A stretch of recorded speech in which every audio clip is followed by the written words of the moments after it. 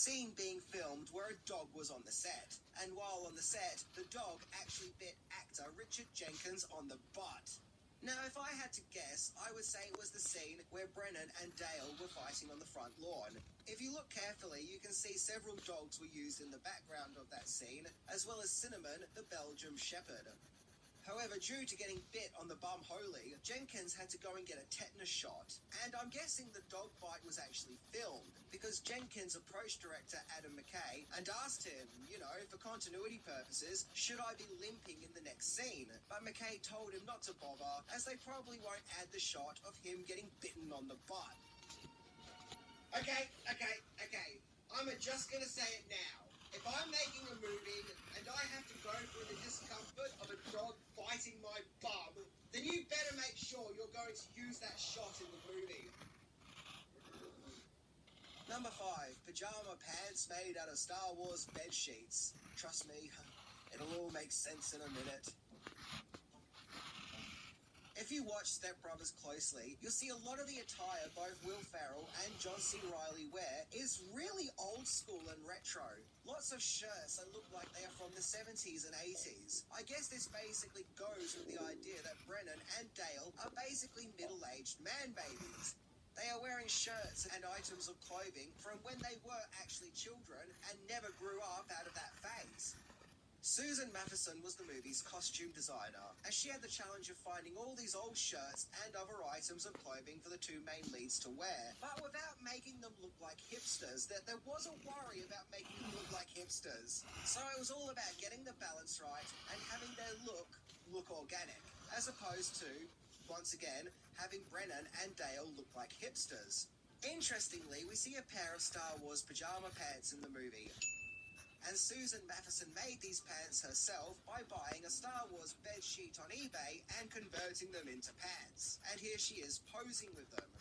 I think I also had this Star Wars bed sheet when I was a kid. No, seriously, no sheet. Number 4, Step Brothers around the world. So its US release aside, Step Brothers would indeed make its way to the shores of other countries. I love the Japanese poster. Its blue sky almost gives it a tropical look, no? However, in some territories, Step Brothers would get entirely different titles. The French poster gave it the title of Brothers in Spite of Themselves. This poster, on the other hand, translates the movie to Almost Brothers. This Spanish poster calls the movie Brothers from Forcedness. So basically, Forced Brothers. In China, Step Brothers was called Non-Brother. In Italy, it was called Step Brothers at 40. And in Portugal, it was titled Brother Parties. But my favourite alternative title is, without a doubt, hands down, no questions asked, is this other Spanish poster, where the movie was called Brothers by the Balls. What balls are we talking about here? I don't know, maybe Brennan's balls that he put all over Dale's drum kit. Oh, man, this episode is full of balls and bums and pajama pants. Number 3, sequel ideas. So Step Brothers would actually have quite an effect on the real world. For example, Dale and Brennan's song, Boats and Hoes, actually led to the creation of a political party. And I'm not kidding. It was called Boats and Hoes Political Action Committee, located in Texas.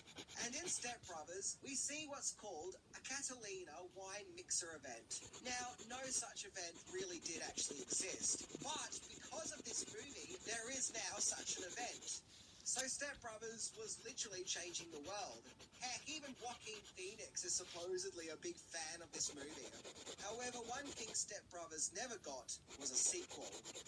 Now, Will Ferrell and Adam McKay have toyed with the idea of a sequel, with the basic outline of Brennan and Dale now having families, and have made several steps forward in life, but something happens that puts them back to square one, where they now have to struggle and fight to get back to where they were. McKay also suggested that ideas that were intended for the first movie but never used can be introduced into the second movie. However, talks of a Step Brothers 2 became really scarce after Anchorman 2. So, take with that what you will. I think that John C. Reilly summed everything up perfectly in a 2020 Conan interview, where he said, "Let's leave it alone." Yep, couldn't agree more, John C. Reilly. Sometimes you just don't need sequels. Number 2, the failed rap album. Yes, now we have a rap album thrown into the mix. Now this is where things just get really weird and fall off the bandwagon of cray cray. Okay, so as established, Step Brothers never got a sequel. However, it nearly got its own rap album. Oh god.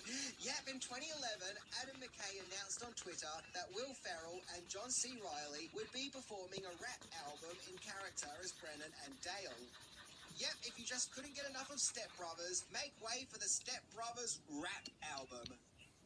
However, for whatever reason, the album didn't end up happening, and so we never did get that Step Brothers rap album.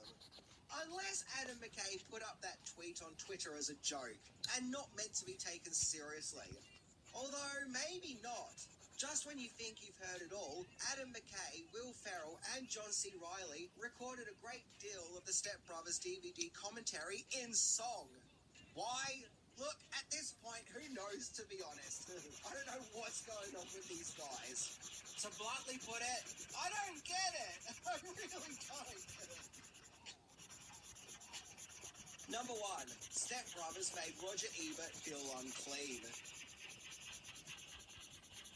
Step Brothers did reasonably okay when released. It arrived at movie theatres in July 2008 and would make just over $128 million on its $65 million budget. So it recouped its budget and made a profit of $63 million.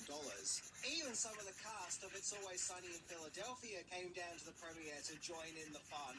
But its box office intake was considerably lower than Talladega Nights' box office earnings of $163 million.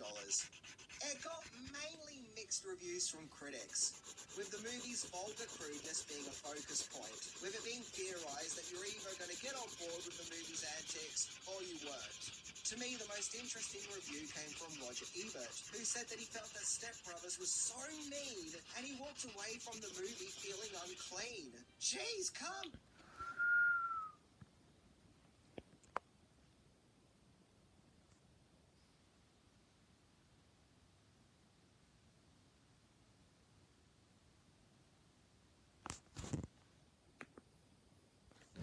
If you want to send some stuff to me so I can check out what you have sent, please send it to this exact address. However, you may only send some stuff that I am interested in. No airplane, okay? Because if you send something like this, I will make sure that I will tell you that I do not like this film at all. Unless if you would send me that Zucker Abraham Zucker 3 film collection set that I'm gonna get for top secret, well, you can probably tell that I'm not gonna get it for Airplane, I'm not gonna get it for Naked Gun, I'm only getting it just for top secret. However, I do think that you should send the set as a whole because, let's face it, it's a big deal. So make sure you send stuff like this, or this, or this, or this.